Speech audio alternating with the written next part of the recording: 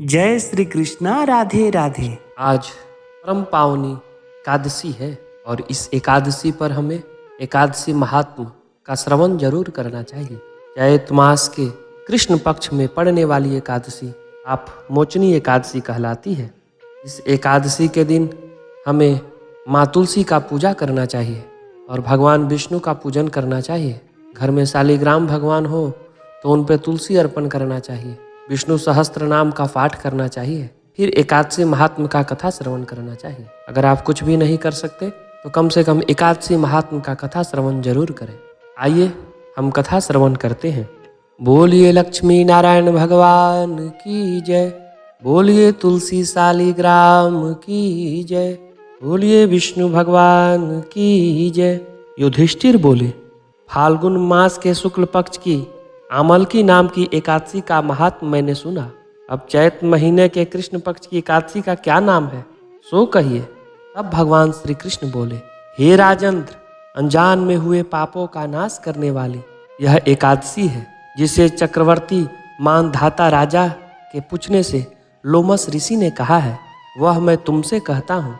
मानधाता बोले, हे भगवान, लोगों की हित की कामना से चैत कृष्ण पक्ष में जो एकादशी होती है उसका क्या नाम है सो मैं सुनना चाहता हूँ। उसकी विधि क्या है और क्या फल है सो आप प्रसन्नता पूर्वक कहिए। लोमस ऋषि बोले, हे राजन, कामना को देने वाली, सिद्धि को देने वाली, कल्याण को देने वाली, पापों का नाश करने वाली, धर्म को देने वाली जो विचित्र कथा है उसे मैं तुमसे कहता हूँ। पहले बसंत ऋतु के आने से पुष्प जिसमें खिले हुए हैं, ऐसे चैत्रथ नाम के कुबेर के वन में अप्सराओं का समूह विहार कर रहे थे। गंधर्व की कन्याएं उसमें किन्नरों के साथ विहार कर रही थी और इंद्र आदि देवता उसमें क्रीड़ा कर रहे थे। उस चैत्रथ वन से सुंदर कोई वन नहीं है। उसमें बहुत मुनीश्वर तप कर रहे थे और देवताओं सहित इंद्र चैत बैसाख में वहाँ विहार करते थे। मेघावी नाम की एक मुनि वहाँ रहते थे। अप्सरा उन मुनीश्वर को मोहित करने का उपाय करने लगी। उनमें मंजूघोष नाम से विख्यात अप्सरा उन मुनि का अभिप्राय जानने की इच्छा करने लगी। मुनि के भय से आश्रम से कुछ दूर ठहर कर मीठे स्वर में गाकर बीना बजाने लगी। इसके बाद फूल और चंदन से लिपटी हुई उन अप्सराओं को गाती हुई देखकर काम भी शिव भक्त मुनीश्वर को जीतने की इच्छा करने लगे। कामदेव शिव से हुए बैर का स्मरण करके उन शिव भक्त मुनि को जीतने की इच्छा से उन अप्सराओं की भौं का धनुष बना के उसमें कटाक्ष की प्रत्यंछा चढ़ाने लगा और इस क्रम में नेत्रों को पक्षयुक्त बांध करके अप्सराओं के कुचों को भुकटी बनाकर विजय के लिए उपस्थित हो गया। जहाँ मंजू घोषा ही काम सेना की सेनानी बनी और मेघावी मुनि को देखकर वह अप्सरा भी काम द्वारा पीड़ित हो उठी। जवानी से भरी देह जिसकी, ऐसे वह मेघावी मुनि अत्यंत शोभित होने लगे। सफेद जनेऊ पहने दूसरे काम के समान प्रतीत होने लगे। मेघावी मुनि चवन ऋषि का जो सुंदर आश्रम है उसमें स्थित थे। मंजू घोष उन श्रेष्ठ मुनि को देखकर वहां ठहर गए। चूड़ियों को बजाती हुई और शब्दमान नूपुर तथा शूद्र घंटिका जिसकी, ऐसे वह मंजू घोष अप्सरा काम के वश में धीरे धीरे चलने लगी। भाव समेत गाती हुई उस अप्सरा को देखकर वह श्रेष्ठ मुनि कामदेव द्वारा बल पूर्वक वश में किए गए। मंजू घोषा ने मुनि को काम के वश में देखकर हाव भाव और कटाक्ष करके उनको मोहित कर लिया। उनके वीणा को नीचे रखकर उन मुनीश्वर को ऐसा आलिंगन किया जैसे पवन द्वारा कपाई गई व्याकुलता लता वृक्षों से लिपटी जाती है। काम के वश होने से फिर तो मंजू घोषा के साथ मुनि श्रेष्ठ मेघावी भी स्मरण करने लगे। उस वन में प्रवेश उसकी उत्तम देह को देखकर शिव तत्व जाता रहा। वे दोनों ही विहार करते हुए दिन रात को भूल गए। मुनि के आचार को लोप करने वाला बहुत काल व्यतीत हो गया और मंजू घोषा स्वर्गलोक में जाने को उद्यम हुई। रमन करते हुए उस मुनि से बोली, हे मुनि, मुझे अपने स्थान में जाने की आज्ञा दीजिए। तब मेधावी बोले, हे वरान्य, तू अभी तो संध्या के समय आई है, इसीलिए जब तक सुबह न हो तब तक मेरे समीप ही ठहर। इस प्रकार उस मुनि के वचन को सुनकर वह भयभूत हो गई और ऋषियों में श्रेष्ठ उन मुनि को विहार कराने लगी। मुनि के श्राप के भय से वह डरी हुई अप्सरा बहुत वर्षों तक अर्थात 55 वर्ष 9 महीने और 3 दिन पर्यंत मुनि के साथ विहार करती रही। उतना काल मुनि के आधे रात्रि के समान व्यतीत हुआ। उस काल के बीत जाने पर मुनि से फिर बोली, अब आज्ञा दीजिए, मुझे अपने घर जाना है। तब मेधावी बोले, मेरे वचन के अनुसार प्रातः काल तो है, जब तक मैं संध्या करूं तब तक तू ठहर। मुनि का यह वचन सुनकर वह भय से व्याकुल हो गई। मुस्कुरा कर बोली, हे मुनि, तुम्हारी संध्या का कितना प्रमाण है, अभी गई कि नहीं? मेरे ऊपर कृपा करके बीता हुआ काल विचारिए। उसके ऐसे वचन सुन के विस्मय से उत्फुल्लित मुनि अपने हृदय में ध्यान करके समय देखने लगे कि इसके साथ मेरा 57 वर्ष व्यतीत हुआ। वे क्रोध से आंखों में चिंगारी को छोड़ते हुए तप का क्षय करने वाली जो वह अप्सरा थी उसे काल रूप में देखने लगे और बड़े दुख से इकट्ठा किया हुआ मेरा तप इसने नष्ट कर दिया है। कांपते होठ और व्याकुल इंद्रियां ऐसे मेघावी मुनि ने उसे श्राप दिया कि तू पिचाशनी हो जा। अरे पापनी, अरे दुराचारी, तुझे धिक्कार है। अरे उल्टा पाप करने वाली, तुझे धिक्कार है। उसके श्राप के हृदय से वह विनय से नम्र होकर स्थित हुई, मुनि से प्रसाद चाहने लगी। वह सुंदर भाव वाली बोली, हे विपेंद्र, प्रसन्न हो जाइए और श्राप को दूर करने का अनुग्रहण कीजिए। सज्जनों की संगति वचनों द्वारा 7वें पद में फल देने वाली होती है। हे ब्राह्मण, तुम्हारे साथ मेरा बहुत से वर्ष बीते हैं, इसीलिए हे स्वामिन, मुझ पर प्रसन्न होइए। मुनि बोले, हे भद्रे, साप का अनुग्रह करने वाला मेरा वचन सुनो, मैं क्या करूं? अरे पापनी, तूने मेरा बड़ा तप नाश कर दिया। चैत के कृष्ण पक्ष में जो शुभ एकादशी होती है उसका पाप मोचनी नाम है। वह सब पापों को नष्ट कर देती है। उसके करने से तेरी 50 योनि छूट जाएगी। ऐसा कह के वे मेधावी पिता के आश्रम को गए। मेधावी को आया देखकर च्यवन ऋषि बोले, हे पुत्र, तुमने यह क्या किया जो तुमने पुण्य को क्षय कर दिया? तब मेधावी बोले, हे पिताजी, मैंने बड़ा पाप किया है जो अप्सरा के साथ विहार किया। हे तात, मुझे प्रायश्चित बताइए जिससे पाप का क्षय हो। च्यवन ऋषि बोले, चैत के कृष्ण पक्ष में पाप मोचनी नाम की एकादशी होती है। हे पुत्र, इसके व्रत को करने से पापों के समूह नष्ट हो जाते हैं। पिता के यह वचन सुनकर मेधावी ने व्रत किया, इससे उनका पाप दूर हो गया और पुण्य से परिपूर्ण हो गए। वह मंजू घोषा भी इसी प्रकार इस उत्तम पाप मोचनी के व्रत से 50 योनि से छूट गई और श्रेष्ठ अप्सरा दिव्य रूप धारण करके स्वर्ग लोक को चली गई। लोमस बोले, पाप मोचनी एकादशी के व्रत का ऐसा प्रभाव है, हे राजन, जो मनुष्य इस पाप मोचनी के व्रत को करता है उसको उसका जो भी कुछ पाप होता है वह नाश हो जाता है। इसके पढ़ने और सुनने से हजारों गौदान का फल प्राप्त होता है। ब्रह्म हत्यारा, भूर्ण हत्यारा, सुरापी और गुरुत्वगामी इस व्रत के करने से सब पापों से छूट जाते हैं। यह उत्तम व्रत करने से बहुत से पुण्य प्राप्त होते हैं। इस प्रकार चैत कृष्ण पक्ष की पाप मोचनी एकादशी व्रत कथा संपूर्ण हुआ। बोलिए लक्ष्मी नारायण भगवान की जय। एकादशी के दिन एकादशी माता का कथा श्रवण जरूर करना चाहिए। तो आइए हम एकादशी माता अर्थात 11 माता की कथा का श्रवण करते हैं। एक बार एक राज्य में एक राजा रहा करता था। राजा बहुत ही बुद्धिमान और बलशाली था। राजा सदैव अपनी प्रजा का बहुत अच्छे से ध्यान रखता था। प्रजा भी राजा को बहुत पसंद करती थी। राजा की 2 बेटियां थी। राजा अपनी दोनों बेटियों से बहुत प्रेम करता था। राजा की छोटी बेटी देखने में बहुत सुंदर और आकर्षक थी। राजा की बड़ी बेटी छोटी बेटी के मुकाबले थोड़ा कम सुंदर थी। राजा की छोटी बेटी 11 माता की पूजा किया करती थी और सभी लोग राजा की छोटी बेटी से बहुत प्रेम करते थे और बहुत प्रशंसा किया करते थे। राजा भी अपनी छोटी बेटी को बड़ी बेटी से अधिक प्रेम करता था, जिस कारण राजा की बड़ी बेटी को अपनी छोटी बहन से बहुत नफरत होता था। राजा की दोनों बेटियां जब बड़ी हो गई तब एक पड़ोसी राज्य में रहने वाला राजकुमार राजा की बड़ी बेटी के लिए रिश्ता लेकर आया। लेकिन जैसे ही उस राजकुमार की नज़र राजा की छोटी बेटी पर पड़ी तो वह राजकुमार राजा को छोटी बेटी पर आकर्षित हो गया। उसने पहली नज़र में प्रेम कर बैठा। उस राजकुमार ने राजा की बड़ी बेटी के साथ विवाह करने से मना कर दिया और राजा से कहा कि मैं आपकी छोटी बेटी से विवाह करना चाहता हूँ। जिसके बाद राजा की बड़ी बेटी यह देखकर अपनी छोटी बहन से बहुत क्रोधित हो गई और राजा की बड़ी बेटी ने छोटी बहन को अपना दुश्मन मान लिया। राजा की बड़ी बेटी ने अपनी छोटी बहन से बदला लेने का निर्णय ले लिया, जिसके लिए उसने अपनी छोटी बहन को जान से मारने का प्लान बनाया। राजा की बड़ी बेटी ने अपनी छोटी बहन को मारने के लिए सबसे पहले लड्डू में जहर मिलाकर खिलाई, लेकिन लड्डू खाने के बाद भी छोटी बहन का कुछ ना हुआ। बड़ी बहन ने यह देखकर काफ़ी आश्चर्यचकित हो गई, लेकिन बड़ी बहन ने हार नहीं माना। उसने जब रात में छोटी बहन अपने कमरे में सो रही थी तो उसने एक पिटारे में सांप रखकर उसके कमरे में छोड़ दिया, लेकिन सांप भी छोटी बहन का कुछ न कर पाया। जिसके बाद बड़ी बहन ने अपनी छोटी बहन से कहा कि चलो हम कुएं पर पानी भर कर लाते हैं, जिसके लिए वह अपनी छोटी बहन को पानी भरने के बहाने कुएं के पास ले गए और उसने अपने छोटी बहन को कुएं में धक्का दे दिया।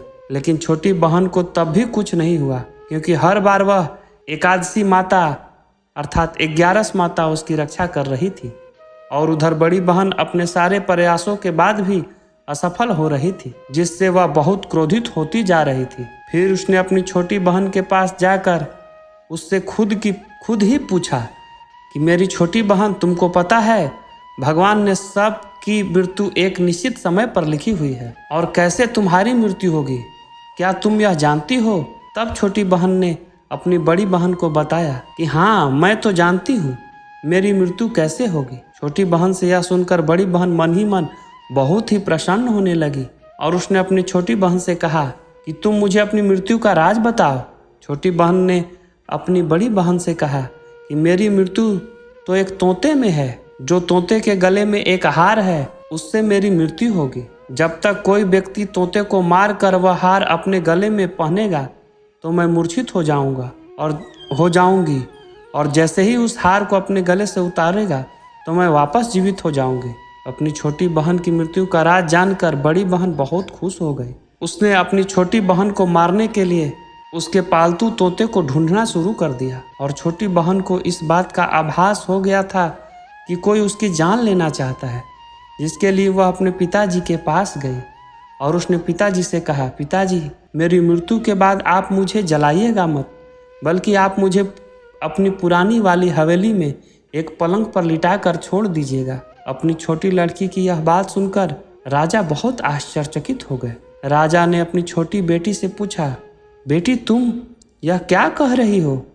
तब राजा की छोटी बेटी ने बताया, पिताजी, समय किसी के लिए नहीं रुकता है, कब क्या हो जाए किसी को कुछ नहीं पता है। और फिर राजा ने अपनी छोटी बेटी से कहा कि तुम ऐसी बात क्यों कर रही हो, 2-3 दिन में तुम्हारा विवाह है। लेकिन छोटी बेटी ने अपने पिताजी को ऐसा करने पर मजबूर कर दिया और उसने वचन ले लिया। राजा ने भी अपनी छोटी बेटी की बात स्वीकार कर ली और 2-3 दिन बाद जब शादी का समय आया तब राजकुमार बारात लेकर राजा के घर आया और राजकुमार और राजा की छोटी बेटी का विवाह शुरू हो गया।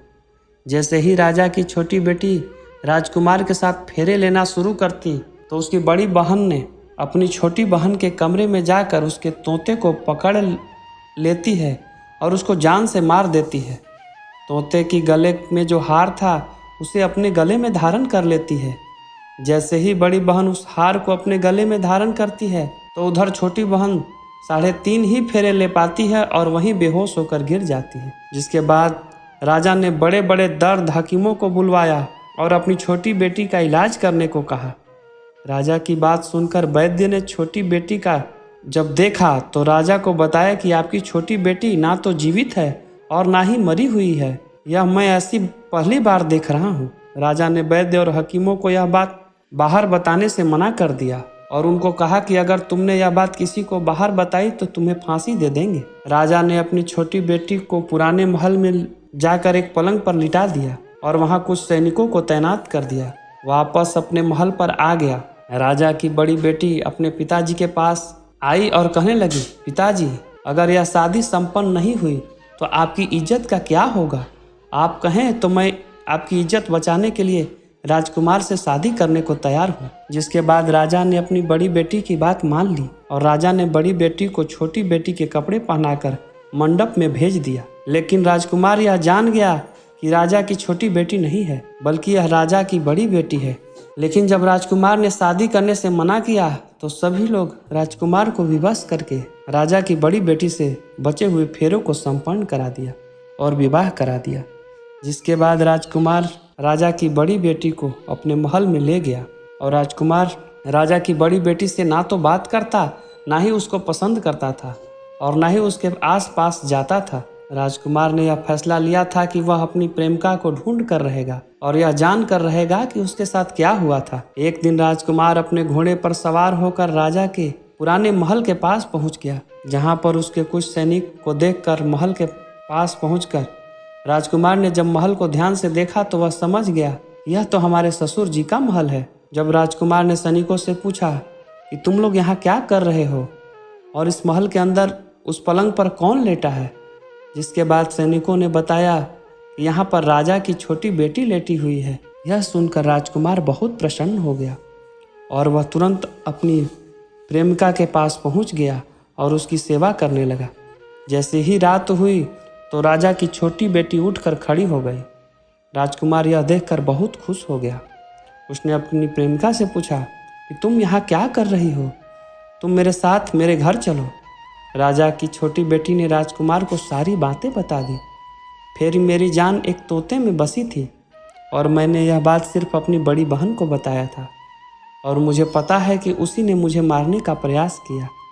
उसके पास एक हार है जिसको वह सुबह पहन लेती है और रात को उतार देती है। जब तक वह हार को पहन लेगी तब तक मैं मूर्छित पड़ी रहूँगी और जैसे ही वह हार उतार कर रख देगी तो मैं जीवित हो जाती हूँ और जब तक मेरी बड़ी बहन के पास वह हार है तब तक मैं ऐसे ही जीवित और मूर्छित होती रहूँगी। अगर मेरी बड़ी बहन के पास जो हार है वह मेरे हाथ लग जाए तो मैं हमेशा के लिए जीवित हो जाऊँगी। राजकुमार यह बात सुनकर राजा की छोटी बेटी के पास रहने का निर्णय कर लिया और उसने बचे हुए सारे फेरे उस पलंग में लेटी हुई राजकुमार की छोटी बेटी के साथ ले लिए और अपना विवाह पूर्ण कर लिया और वहीं पर रहने लगा। देखते ही देखते कुछ समय में राजा की छोटी बेटी और राजकुमार की पत्नी पेट से हो गए।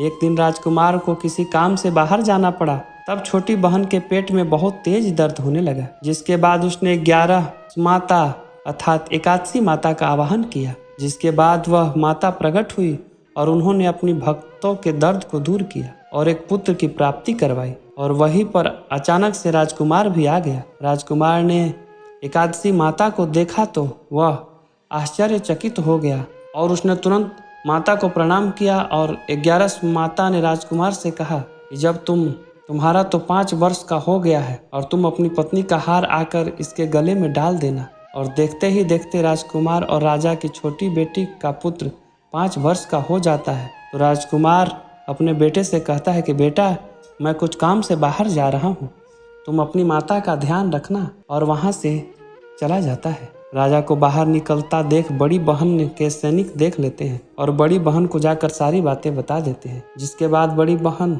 अपनी छोटी बहन के पुत्र को वहां से उठवा लेती है और उसको मरवा देती है। छोटी बेटी के पुत्र के 2 टुकड़े करवा देती है। पहला टुकड़ा चक्की के पास छुपा देती है और दूसरा टुकड़ा अपने पलंग के नीचे रख लेती है। अब 11 माता अर्थात एकादशी माता भिखारी का रूप लेकर आते हैं और बड़ी बहन के पास भिक्षा मांगने लगती हैं। बड़ी बहन अपनी नौकरों से कहती है कि जाकर भिक्षा दे दो, लेकिन जैसे ही नौकर 11 माता को भिक्षा देने के लिए आते हैं तो माता उन्हें मना कर देती है और कहती है कि मैं तुम्हारी महारानी से ही भिक्षा लूंगी। जिसके बाद बड़ी बहन स्वयं ही भिक्षा देने के लिए माता के पास आती है। तब माता एक बिल्ली का रूप लेकर के उसके कमरे में चली जाती है और वहां पर छोटी बेटी के पुत्र को 2 टुकड़ों को आपस में जोड़ देती है और उसे जीवित कर देती है। उसे वहां से ले जाती है।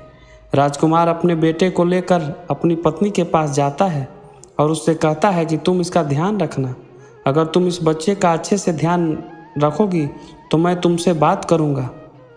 एक दिन राजकुमार अपने बच्चे से कहता है कि तुम मम्मी से उसके गले का हार मांग लो। जिसके बाद राजकुमार का लड़का अपनी मम्मी के पास जाता है और कहता है कि माँ, मुझे तुम्हारा हार चाहिए जो तुमने गले में पहन रखा है। यह सुनकर पहले तो बड़ी बहन बहुत क्रोधित होती है, पर उसके बाद यह याद आता है कि राजकुमार ने कहा था कि अगर इस बच्चे का ध्यान अच्छे से नहीं रखूंगी तो वह मुझसे बात नहीं करेंगे, जिस कारण वह हार को उस बच्चे को दे देती है और वह तुरंत हार को ले जाकर अपने पिताजी को दे देता है। और तभी राजकुमार अपने बेटे को वहां से लेकर जाने लगता है और अपनी पत्नी से कहता है कि तुम हमारे लिए खाना बना कर रखना, मैं शाम को आकर तुम्हारे साथ खाऊंगा। और वह अपने बेटे को लेकर वहां से चला जाता है, जिसके बाद वह राजा के पास जाता है और उनको सारी बात बता देता है। राजा अपनी बड़ी बेटी का यह करतूत सुनकर बहुत क्रोधित होते हैं और अपने परवरिश पर ही दोष देने लगते हैं और राजकुमार को अपनी छोटी बेटी के साथ रहने के लिए आदेश दे देते हैं। यह कहानी काफी रोचक होगी। इस प्रकार एकादशी माता ने पूरे घर को बचा लिया और बड़ी बेटी को सबक सिखा दिया। तो आइए अब हम इस एकादशी पे एक भगवान विष्णु और माता लक्ष्मी की अद्भुत कथा का श्रवण करते हैं। एक बार भगवान विष्णु और माता लक्ष्मी शेषनाग की सैया पर बैठे हुए थे और भगवान विष्णु कुछ सोचते हुए उदास हो गए और धरती पर आने का विचार बनाया। धरती पर जाने का विचार बनाते ही विष्णु जी तैयारी करने लगे। अपने स्वामी को तैयार होता देखकर लक्ष्मी जी ने पूछा, स्वामी, आप कहाँ जाने की तैयारी में लगे हैं? जिसके उत्तर में विष्णु जी ने कहा, हे देवी, मैं धरती लोक पर घूमने जा रहा हूँ। यह सुनकर माता लक्ष्मी का भी धरती पर जाने का मन हुआ और उन्होंने श्री हरि से इसकी आज्ञा मांगी। लक्ष्मी जी द्वारा प्रार्थना करने पर भगवान विष्णु बोले, आप मेरे साथ चल सकती हो, लेकिन एक शर्त है, तुम धरती पर पहुंचकर उत्तर दिशा की ओर बिल्कुल मत देखना, तभी मैं तुम्हें अपने साथ लेकर जाऊंगा। यह सुनते ही माता लक्ष्मी ने तुरंत हाँ कर दिया और विष्णु जी के साथ धरती लोक जाने के लिए तैयार हो गई। माता लक्ष्मी और भगवान विष्णु सुबह सुबह धरती पर पहुंच गए। जब वे पहुंचे तो सूर्य देवता उदय हो ही रहे थे। कुछ दिन पहले ही बरसात हुई थी, इसलिए धरती पर चारों ओर हरियाली ही हरियाली बहुत ही सुंदर दिख रही थी। अतः माँ लक्ष्मी ने मन को मुग्ध होकर धरती के चारों ओर देखने लगी। माँ लक्ष्मी भूल गई कि पति को क्या वचन देकर आई है। अपनी नजर को घुमाते हुए उन्होंने कब उत्तर दिशा की ओर देख लिया, उन्हें पता भी नहीं चला। मन ही मन मुग्ध हुई माता लक्ष्मी जी ने जब उत्तर दिशा की ओर देखा तो उन्हें एक सुंदर बगीचा नजर आया। उसमें से भीनी भीनी खुशबू आ रही थी। बगीचे में बहुत ही सुंदर सुंदर फूल खिले हुए थे। फूल को देखकर माँ लक्ष्मी बिना सोचे समझे उस खेत में चली गई और एक सुंदर सा फूल तोड़ ले आई। फूल तोड़ने के बाद जैसे ही माँ लक्ष्मी भगवान विष्णु जी के पास लौट कर आई, तब भगवान विष्णु जी की आंखों में आंसू थे। माँ लक्ष्मी जी के हाथ में फूल देखकर विष्णु जी बोले, कभी भी किसी से बिना पूछे उसका कुछ भी नहीं लेना चाहिए। और साथ ही माँ लक्ष्मी को विष्णु जी को दिया हुआ वचन भी याद दिलाया। लक्ष्मी जी को अपनी भूल का आभास हुआ। जब माँ लक्ष्मी जी को अपनी भूल का आभास हुआ तो उन्होंने भगवान विष्णु से इस भूल की क्षमा मांगी। तब विष्णु जी ने कहा, आपने जो भूल की है उसकी सजा को आप अवश्य मिलेगा। जिस माली के खेत से आपने बिना पूछे फूल तोड़ा है वह एक प्रकार की चोरी हुई, इसीलिए अब आप 3 वर्षों तक माली के घर नौकर बनकर रहेंगे। इसके बाद ही आपको वैकुंठ में मैं बुलाऊंगा। भगवान विष्णु का आदेश माता लक्ष्मी ने चुपचाप सर झुकाकर मान लिया। इसके बाद माता लक्ष्मी ने एक गरीब औरत का रूप धारण करके उसके खेत के मालिक के घर गई, जिसका नाम माधव था। उसकी झोपड़ी में जहां माधव की पत्नी और 2 बेटे और 3 बेटियां एक साथ रहती थी। माता लक्ष्मी जब एक साधारण औरत बनकर माधव के झोंपड़े पर पधारे तो माधव ने पूछा, बहन आप कौन हो? तब माँ लक्ष्मी ने कहा, मैं एक गरीब औरत हूँ, मेरी देखभाल करने वाला कोई नहीं है, मैंने कई दिनों से खाना भी नहीं खाया है, मुझे कोई भी काम दे दो, मैं तुम्हारे घर का काम कर दिया करूँगी। इसके बदले में आप मुझे अपने घर के एक कोने में रहने का जगह दे दो। माधव बड़ी ही अच्छे दिल का मालिक था। उसने दया करके कहा, बहन मैं तो बहुत गरीब हूँ, मेरी कमाई से मेरे घर का खर्च काफ़ी मुश्किल से चलता है, लेकिन अगर मेरी 3 बेटियाँ हैं, उसी की जगह 4 बेटियाँ होती तो भी मुझे गुजारा करना पड़ता। अगर तुम मेरी बेटी बनकर और रूखा सूखा जो हम खाते हैं उसी में खुश रह सकती हो तो अंदर आ जाओ। माधव ने माँ लक्ष्मी को अपने झोंपड़े में शरण दे दी और माँ लक्ष्मी 3 साल तक उस माधव के घर नौकरानी बनकर रही। कथा के अनुसार कहा जाता है कि जिस दिन माँ लक्ष्मी माधव के घर आई थी, उसके दूसरे दिन ही माधव को फूल में इतनी आमदनी हुई कि शाम को उसने एक गाय खरीद ली। फिर धीरे धीरे माधव ने जमीन खरीद ली और सबने अच्छे अच्छे कपड़े भी बनवा लिए। कुछ समय बाद माधव ने एक बड़ा पक्का घर भी बनवा लिया। माधव हमेशा सोचता था कि मुझे यह सब इस महिला के आने के बाद मिला है, यह बेटी के रूप में मेरी किस्मत आ गई है। एक दिन माधव जब अपने खेत में काम करके घर आया तो उसने अपने घर के द्वार पर गहनों से लदी एक देवी स्वरूप औरत को देखा।